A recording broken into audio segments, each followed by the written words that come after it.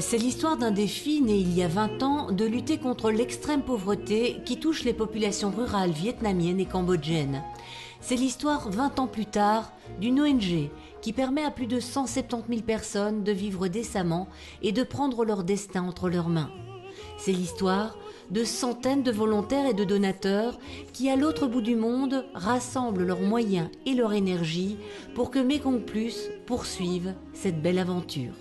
Mekong Plus travaille uniquement en zone rurale parce que c'est là que la grande majorité, plus de 90% des pauvres vivent. Quand on dit les plus pauvres, ce sont des gens qui vivent grosso modo avec moins d'un demi-euro par jour et par personne.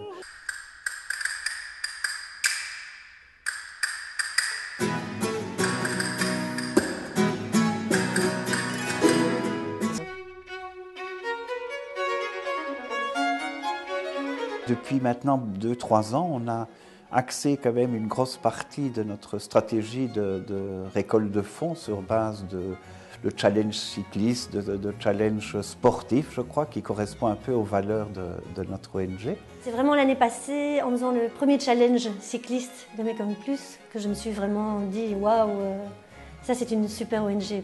Chaque année, on organise une marche ou une course de la solidarité pour que les villageois participent au financement des bourses scolaires. Donc chaque villageois court et en même temps apporte une petite pièce. Et chaque année, on a presque 100 000 participants pour ces bourses scolaires. C'est merveilleux. Avec Claire, j'ai un peu pris la direction, si on peut appeler ça, d'un nouveau challenge, un raid Bruxelles-Saigon, 10 000 km, d'avril 2014 à décembre 2014. Et on a divisé le circuit donc en fait en étapes d'environ entre 400 et 900 km en fait. Ça tient la route, il faut y aller, il faut le faire à vélo. Chaque équipe, le but c'est de rassembler minimum 10 000 €. Mais on va aller plus loin, on va essayer de... Et donc on peut être sponsorisé par des sociétés, on peut être sponsorisé par de la famille.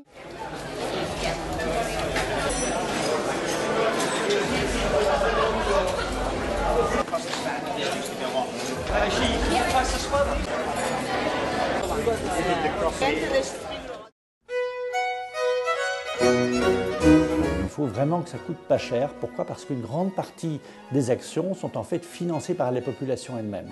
Pour toute action de Mekong Plus, on peut dire qu'en moyenne, il y a la moitié, parfois les 2/3, qui sont financés directement par les populations. Ce qui m'a motivée et que j'essaye de faire passer comme message, c'est que Mekong Plus, c'est vraiment le moindre centime est réinvesti.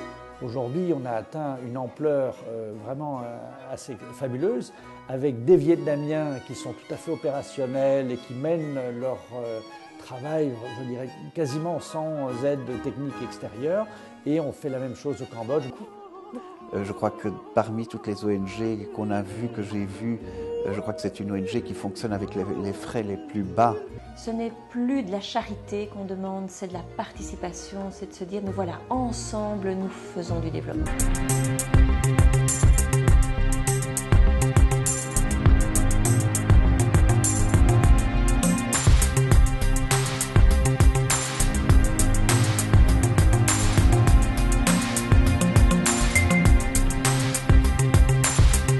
C'est quand même du beau matériel. En revanche, il paraît que c'est inusable et incassable. Ouais, c'est joli.